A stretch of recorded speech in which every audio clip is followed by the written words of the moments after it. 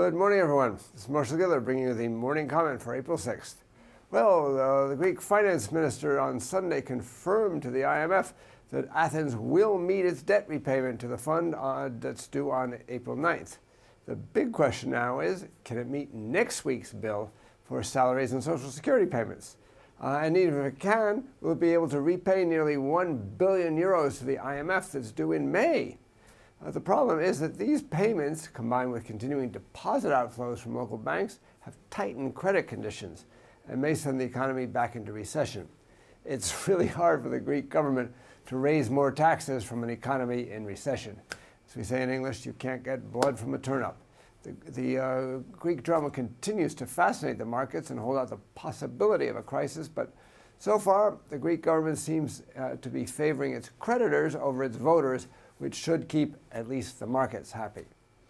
Turning to Friday's employment figures, many observers had wondered just how the U.S. economy could generate such strong employment growth when other economic indicators were relatively weak. Apparently, the answer is it can't. The market had already been discounting a slower pace of tightening, but nonetheless, the Fed funds futures jumped. The market's now pushed out the time of the expected first rate hike to October or March of next year, depending on whether the first move will be to 25 basis points or 50 basis points. Now, it's no surprise then that the dollar was weaker this morning against all the major currencies and almost all the EM currencies that we track. The usual pattern, though, seems to be a big reaction on payroll Friday and some reaction on the opposite direction the following Monday. European investors may decide to take advantage of the higher euro and sell. It's noticeable that the pair was once again unable to remain over the crucial 110 level. I see a small dollar rebound this morning.